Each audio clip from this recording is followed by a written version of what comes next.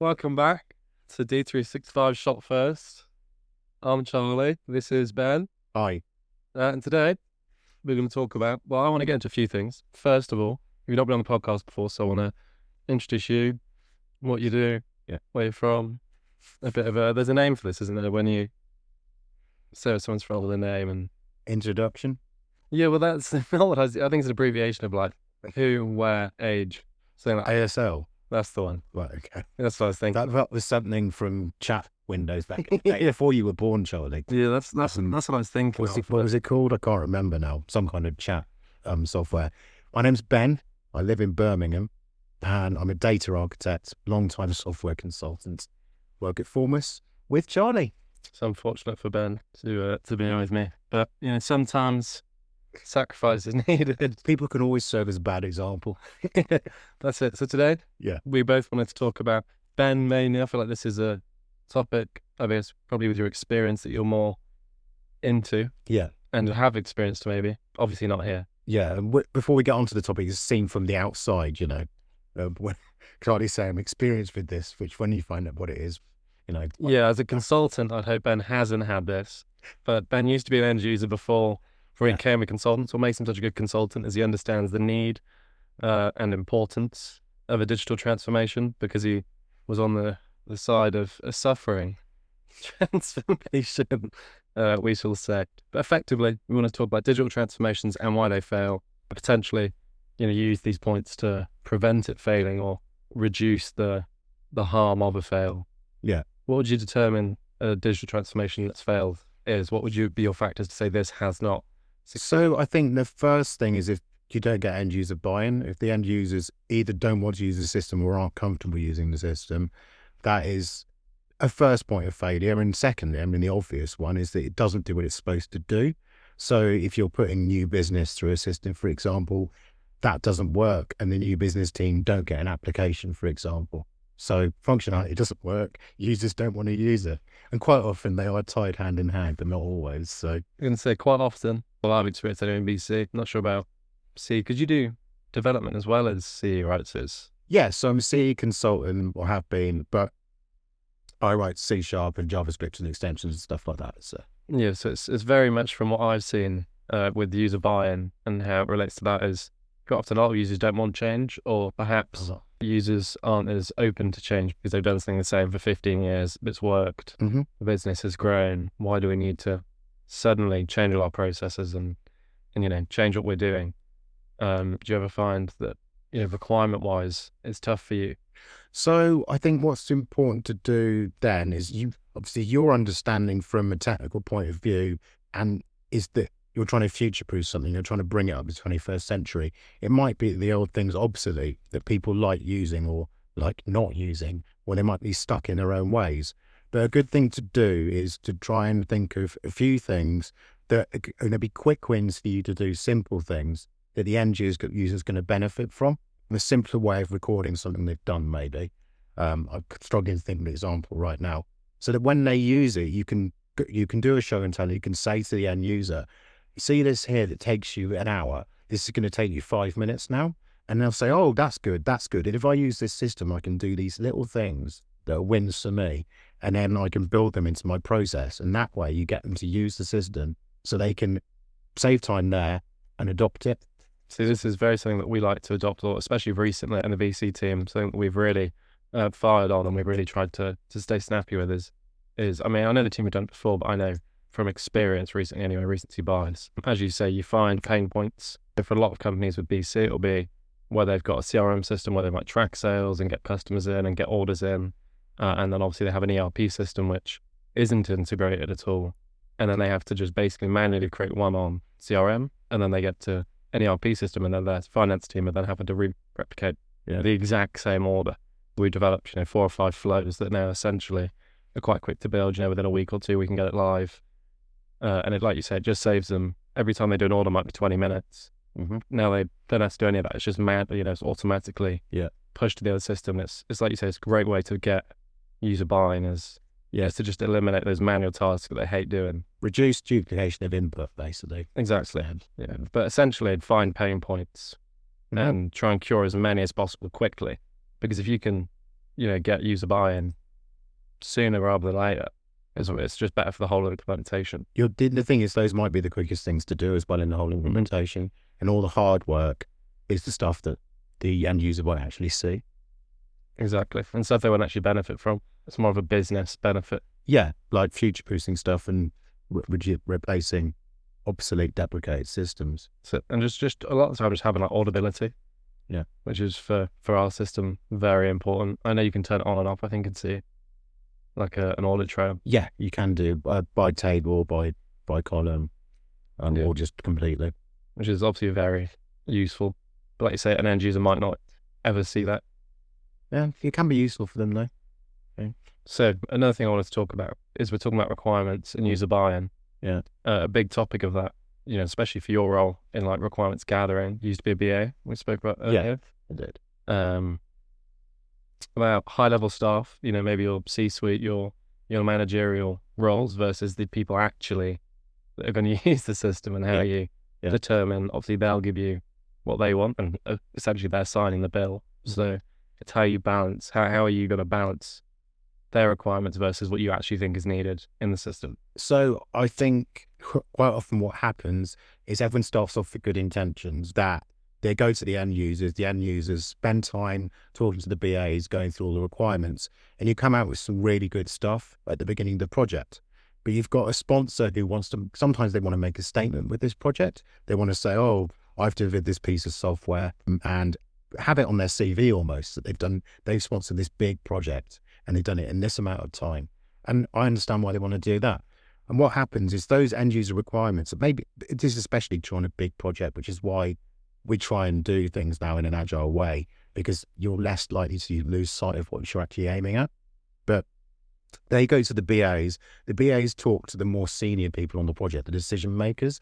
But those people are having pressure put on them by the C-suite.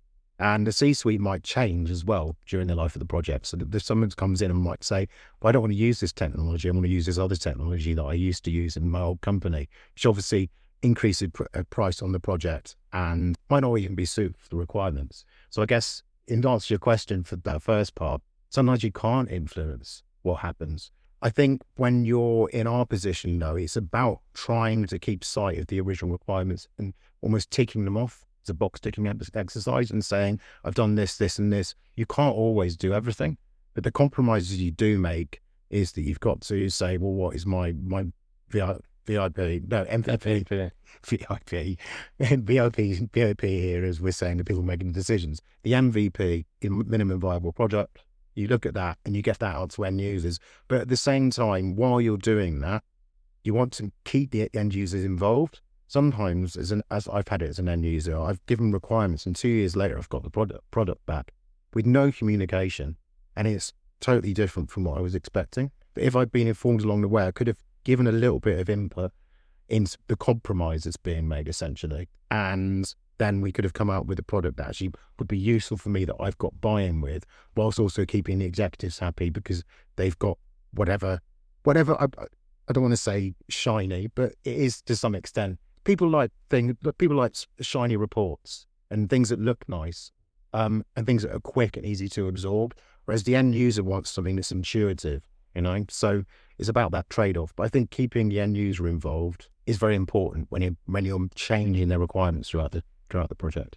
Oh, I very much agree. And like you say, we always start out with a list of this needs to be done, this is how it's going to look, and then a couple of people add things they need in. Like you say, reports for BC are a big one. They had a couple of reports in, then it's all the budget. And there's very much like, what do we need? Whose ideas can we fade out? And, you dilute effectively the requirements from start to finish we started off with great ideas, great end game. And now it's, John, who's head of finance, wants this report, and Margaret wants this report. And then, that's 10 days. So now we've got to get rid of this development. So in CE, it's interesting because reporting is often an afterthought in CE, because users can do it themselves, and also we can spin up reports really quickly. So that's a good point, is actually giving people a report they want, because we can do that so fast, is quite a good way of getting buy-in, because at least that user then has got a report on the data they want. obviously that relies on all the hard work having happened 2 years ago with all that data infrastructure, so they can actually surface things that are useful to them. Yeah, so we have multiple reporting softwares that we can use. Obviously, Power BI being one of them. Yeah. Normally the more expensive option because of how many tables are going to connect to it and all the different APIs that have got to be built, etc. If there's any custom tables, then that's a real faff. And then we have Jet Reports, which is basically the finance people like Jet Reports because it's a Jet. Okay. Basically an Excel add-in, so everything just it basically live queries BC and bring all that data into Excel, and basically you can just spin out whatever kind of report you want on it, and obviously just add filters, etc. So finance people like the Excelness. Should have anything baked into BC? You can embed reports in BC. Yeah, but there is reporting. Nothing's native though. Yeah, you do have, okay. but it's not nothing I'd brag about. You know, no one often goes, "Oh, we'll use out the box reports." Whenever I go for a pint with my friends, I just don't stop talking about Dynamics reporting, bragging about it all the time. Charlie, it's so good. No, it's interesting. In Dynamics, we can integrate with Azure, Fabric, Power BI, whatever you like, and export stuff into Azure and transform it, and then it could be there as a managed instance of a database there. So Dynamics is really good for that kind of thing. Well, it's very similar. In BC, like I say, you do have a bunch of native reports, but often companies all want their own.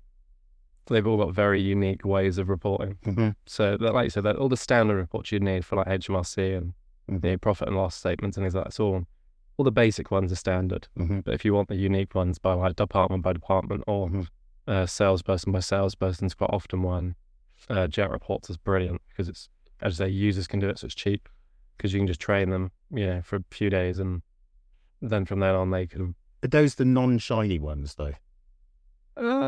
Sometimes I'd say they're the shiniest. Oh, really? Okay. Because they get to design them and it's fully. Okay. Because when I was saying shiny, to be honest, I was thinking a lot about Power BI because you can produce something that looks beautiful there. Oh, no, they don't look pretty. With a lot of context in. But with Dynamics, when you produce a report natively there, you can drill down into things and there's a lot more useful. It doesn't look very nice. Yes, that's exactly the same as Jet. Okay. So Jet, you can drill straight into it and it'll take you to BC where it's got the data from and it's brilliant. But it's not shiny. It is just going to be numbers on a screen. Whereas like say Power BI is like a C-suite report where it looks very pretty. They don't really care what's in it as much or where the data's come from. It just looks really nice. It's got lots of nice colours and titles. But less context. Basically. Exactly, yeah. So you normally find finance want Jet Reports and like managers want Power BI. But that's where it becomes expensive because then you're paying 2 lots of licensing. You're paying to build Power BI because normally end users won't do that. I don't know about CA. Do you guys let end users ever build Power BI reports or is it more? Yeah, a lot of the time. Really? In fact, a lot of the time we'll enable them and there'll be someone within their business who's a Power BI specialist because they will be used to having reporting from other systems. So they'll have someone there who, I'll be honest, knows more about Power BI than I do.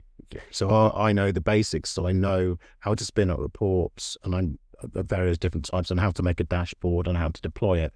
But there'll be people whose entire job is to do that. So I'll make sure they've got the data they need and can guide them on it, but they'll be there actually building them. And because we're empowering them to do that rather than doing it for them, it means it's more future-proof then. So it's very, very good. So we empower people to use Jet Reports. Like I say, we'll just train them rather than build them. Sometimes we'll build them if it's complicated, but we'd rather teach than do because it means going forward they'll be fine. But very, very rarely do we get many users or companies that have got Power BI specialists within the company. A lot of the time they ask about it because they've read about it, but they've never seen it. So they're not aware of what's going on. That's interesting. It is. So we've got a couple of Power BI specialists on the BT team, but end user wise, I think it's quite rare for us on the ERP side. I mean, we do in CE as well. We've got some people who are really good for that. Yeah. It's a big difference between us then, by the sounds of it. You guys have got maybe I'm speaking just to myself. Maybe it's just the CRM. People prefer prettier reports. Yeah. Whereas the ERP is more like financial. Yeah, maybe. So drill down matters more than it might on your side. I guess. Well, we work with sales and marketing, so I guess there is a lot more. Marketing is always pretty. Yeah, make things look nice without any real content. So I'm laughing. It's your team marketing staff. Yeah, so you're going to say all style, no substance. That's what you're saying. Very much, yeah. Very much. Yeah. They love pretty graphs. Okay. No, you mentioned something a minute ago, actually, that I want to dig into. Okay. That I think for us is in BC is a big issue. Well, issue's the wrong word. Mm-hmm. A big potential issue. Data. Okay. We have a lot of issues with data often. Right. Where end users and clients probably go into a project not understanding how important data refinement is, and about how cleansing that data is and the effect it may have on a brand new system. What is, on CE, what does that look like? Right. So it is vital. The output of everything is only as good as the data you input into it. And it's going to be especially prevalent with AI coming up as well. If we have bad data put into an AI system, then it's just not going to work properly. I think what happens is the legacy world, or what's a better phrase, combined lots of different systems who do one thing, and usually integrated into one interface that the user used. Or they might have multiple interfaces. Someone might ring up. I used to work in customer services a long time ago. Someone would ring up. There's 6 or 7 different systems you need to know how to use. Different ways of doing it. Some with free typing, with codes. Some you can click into stuff, that kind of thing. So all that data will be in a different structure, but some of it will mean the same thing, and some of it won't. So what you need to actually do is get all the specialists in that area and get them to define what their data means. And then the person who's on the other end, the person integrating that data, needs to write down the definition of what they're outputting as the attribute within, for example, a Dataverse data model, Dataverse being the data model that is on top of SQL that Dynamics is built on, and Power Platform. And I don't know how it works in BC, but anyway, we'll come back to this. SQL. SQL, okay. So it's the same kind of relational data model, essentially, but without those definitions, and then cross-reference them to understand you've brought all the data from different places into the right place. And if one piece of data means the same thing, working out how to combine that's hard and also quite boring. And I think a lot of the time, understandably, people don't really want to do it. But the thing is, if you don't do that boring thing up front, the thing that becomes more boring is the fact that the data's bad and the new system you've made. Yeah. So analyzing data and bringing it together correctly is boring, but it's less boring than having data you don't understand in a live system. I think that's important because, like you say there, I think the less interesting part is the data. And they'd much rather just be like, oh, let's focus on the new system. Let's do some testing on what's so shiny and works and is pretty. And or doesn't work. Yeah, it doesn't work because the data's poor. Yeah, and again, in UAT, obviously, this won't really matter for end users, but like we said, when we're testing it and things, and we're like, we weren't testing dev, we're just testing UAT because the data's better in UAT compared to dev a lot of the time. And data is very important because, like you say, you can't run through a process with crap data, essentially, right? Like it's just not viable. Yeah. And why are you spending hundreds of thousands, millions of pounds to then not input good data? Yeah, well, exactly, and the cost of paying someone to write integrations is probably going to be one of the highest developer costs you could have in a project, because those people are highly specialized and know a lot about code. But if you're saying to them, call this API, or however, this is the thing, I'm not well versed enough in legacy integrations to understand, but call this service and get this data and put it over here. If you've defined exactly what data to get from there and exactly where to put it over here, then they can grab that, write the code and put it over there, and they can do that, and they know exactly what they're supposed to be doing. They could even write unit tests that prove that they've done it correctly for them, and they nailed that down. But if you're unsure and it's nebulous, they're going to you and saying, well, I've done this the best I can, but I'm not sure on this. And then you're going back and forth, and you've got these things that aren't quite finished because you haven't designed it up front. And because you've got that, people forget to finish it off.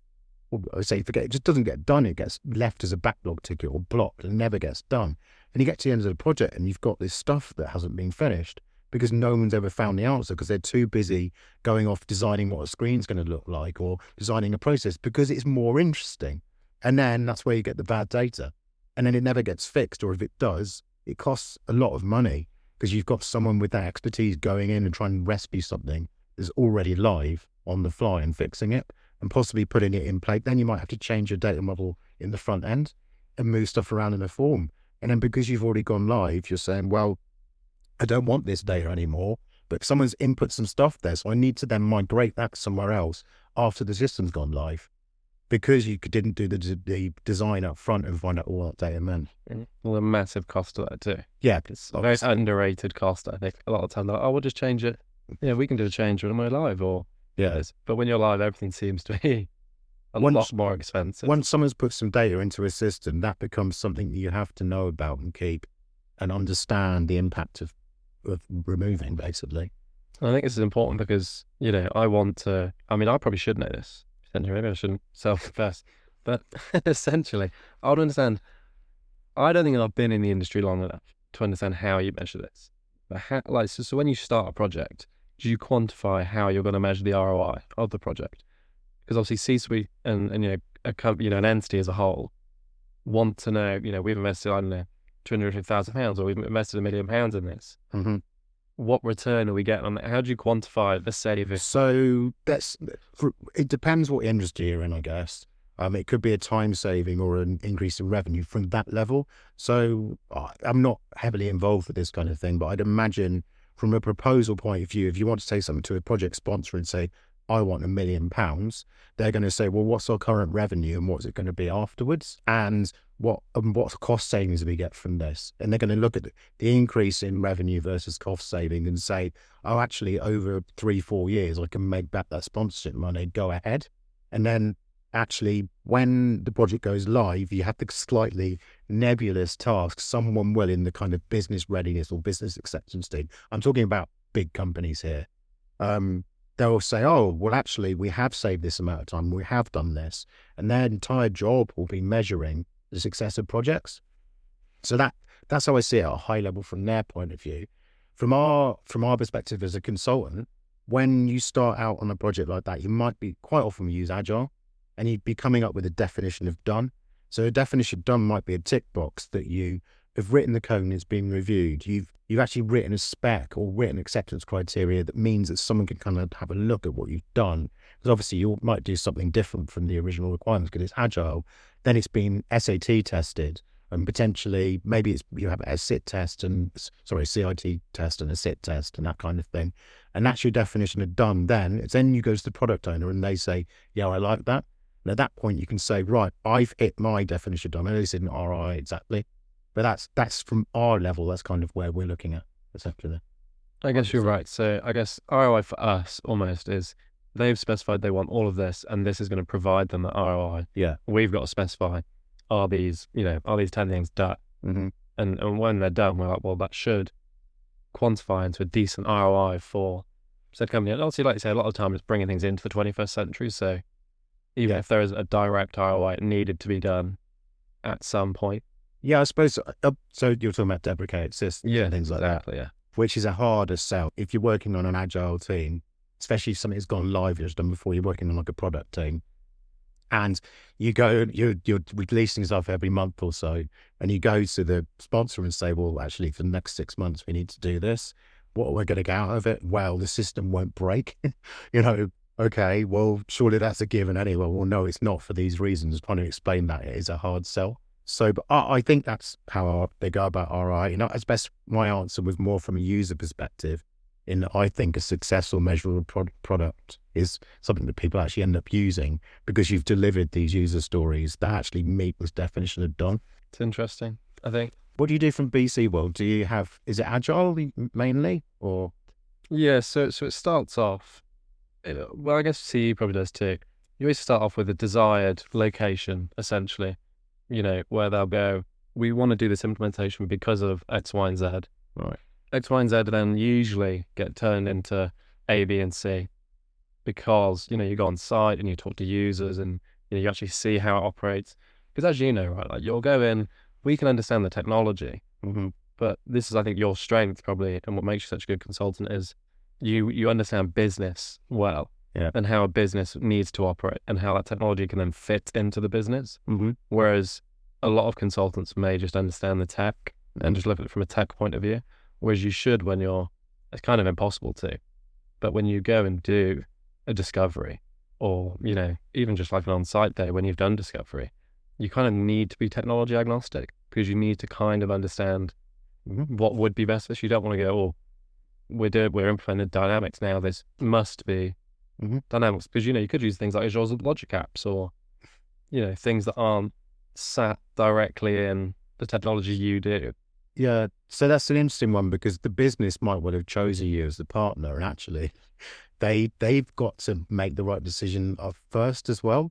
So it might well be that they might have made the wrong decision to begin with, but obviously we can't do anything about that. But to touch on your point about business processes, I think what you need to do is understand what people's current process is, and actually understand what end result they're trying to get, rather than what they do. People will come to you and say, I need a spreadsheet that does this. I've had people say, every day I need a spreadsheet produced so I can allocate tasks to people.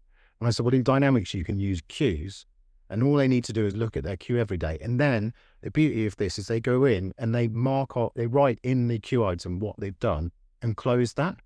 But what you want to do is send them a spreadsheet, which then they have to write in the spreadsheet what they've done, and then write in Dynamics. They have somewhere they have to find what they've done. And you get resistance to that from people. Yeah, but we like doing it like this. Yeah, exactly. So you've got to understand those processes and what those processes are actually doing from a human level rather than a system process level. But then also look at the system you've got. So for example, if you're taking Dynamics Sales out of the box, you've got, I don't know how much you know about it, but basically you can add a product. You can then make that into a quote. You make that into an order. You can make that into an invoice. It's quite an intuitive process. And obviously lead turns into an opportunity. But that you try to get people to buy into that process as much as they can. But then you get to a point where you say, well, it's going to change your business process so much that we don't want to do that. So you tailor that part, the technology side of the computer, the technology slightly towards the human element, but you also try and change the behavior slightly of the process, change the processes slightly within the business and meet somewhere in the middle. Yeah, see, we always find, I always find it a struggle anyway, at least, because often the hardest part is I feel like clients look to you to define what their process is. So no, you need to choose your process, and we can just meet you at whatever stage you're willing to come to. Like you say, because sometimes you say there's such resistance on things that they're like, oh no, I need a spreadsheet. And we're like, well, show them the other options, because you can't force them to take the technology. Of course. Yeah. So you can just show them and give them the option and advise that this is the best solution. Mm-hmm.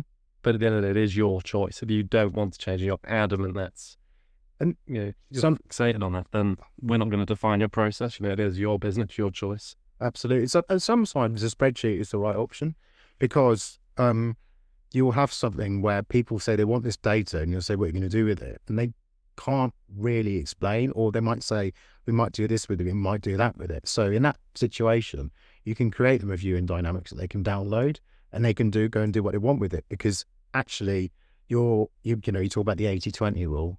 So was it 80% of the productivity comes from 20% of your business? Is it that way around, I think? But the point being is you focus on the stuff that you can understand and build out.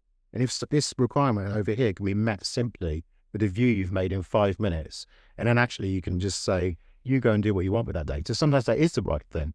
But if someone comes to you and said, I want to do this with it, and it's something you can do without a spreadsheet, that's when I'm trying to say, actually, come on, let's change your process. Let's not do that. It is just very tough to find that balance. Yeah. But I think, again, like you said, that's what makes implementations not easy, is because there is such a diverse, spread of, some requirements are going to be exactly as the requirement defines. And then some are going to be, you go in and there's a sliding scale of depends on the team. Yeah. Depends on the team want. And then budget, it's always a big part of our, I don't know if you guys have it as much because you're more, I guess you're agile, so budget is again going to be massive.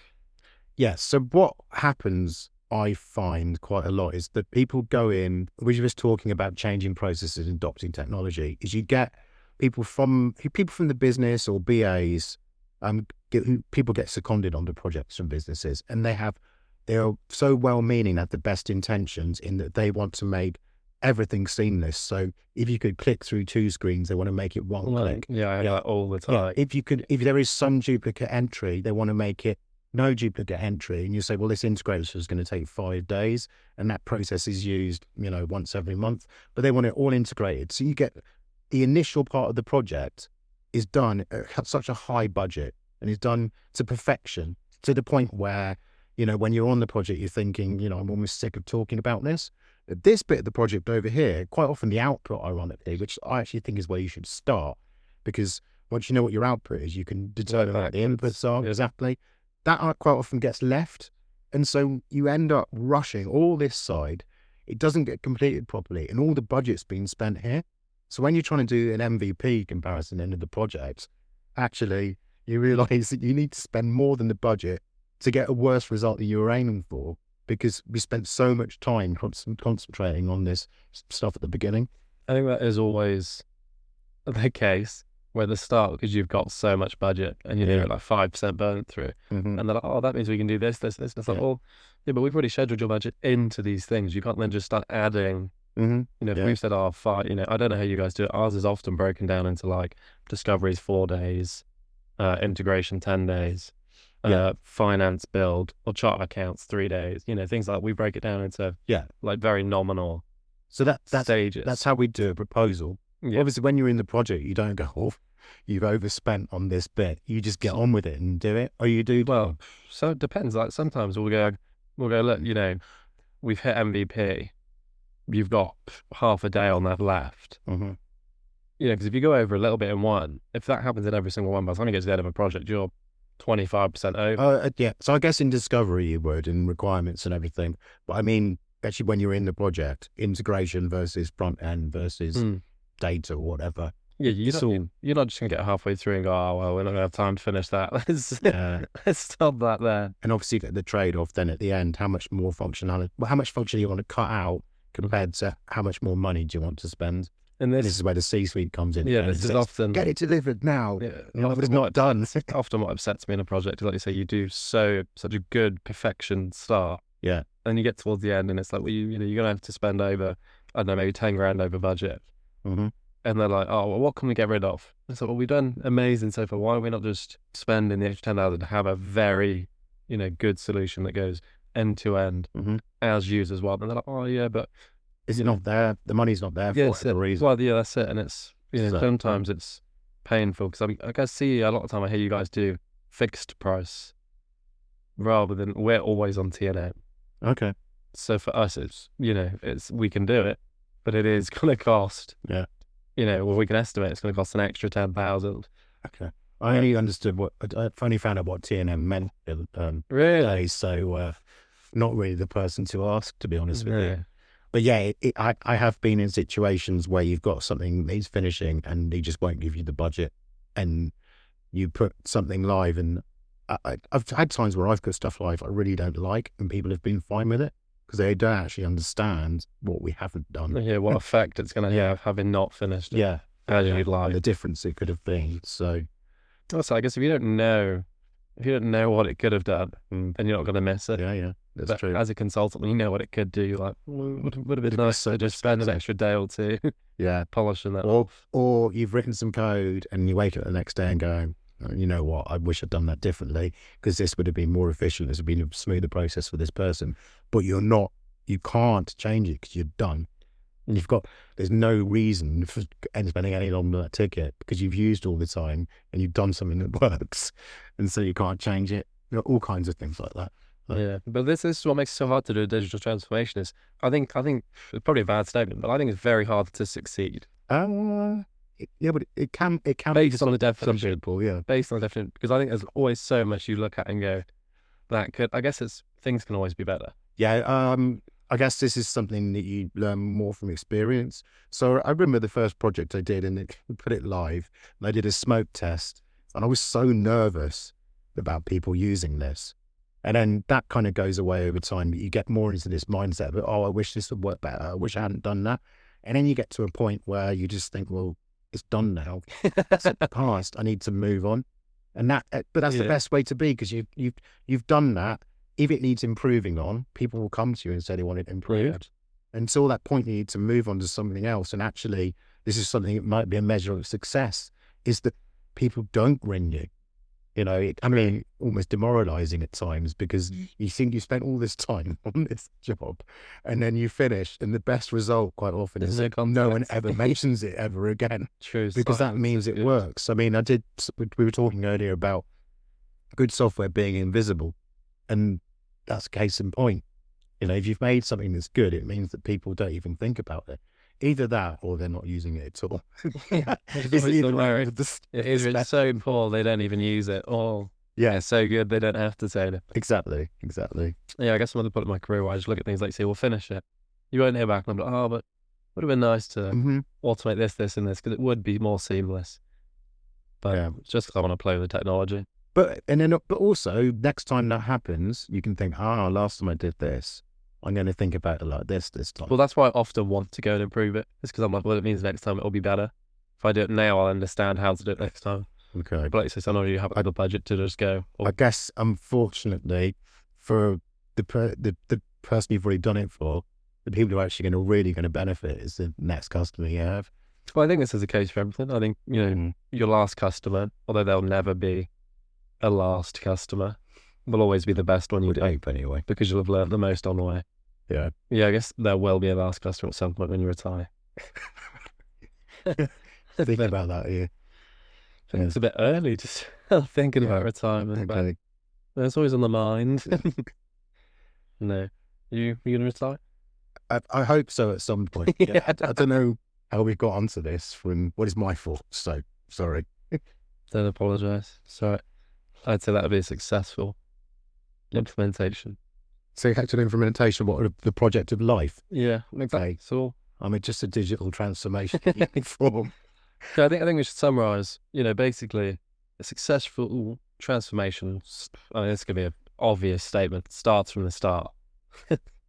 So, I don't know how you can say that any differently, but you have to, from the offset, you have to be, describing what's a good ROI. How are you going to measure ROI? Mm-hmm. What do you define as done? I think it's a good point you brought across for the consultants working on the project. And then it's really just getting granular with your team, your C-suite, your team, your managers, all aligning on... Alignment was what I was going to say. Alignment. So users want to see what the output is. Consultants need to know what the definition of done is, and the C-suite needs to know what they're going to get out of it. I think if you're going into a transformation, you should, as you very rightly put, you want to understand what the output of your data needs to be.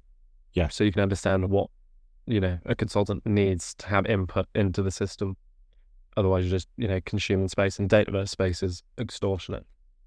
Yeah, well, that's a whole different topic, is like what you're going to do. But yeah, that's another consideration, I guess, is future maintenance and ongoing costs.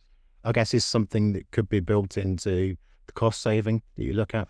So you could say, I'm going to use SharePoint for this because it's a lot cheaper than Dataverse. But it's certainly something that make a successful project is when you don't have to down the line completely change the way you're storing your data because it's costing too much for you. This is a good place to round off.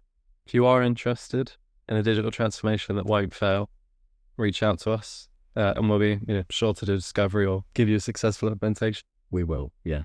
As long as it's not me on the project. I'm joking. Thank you very much. Thank you.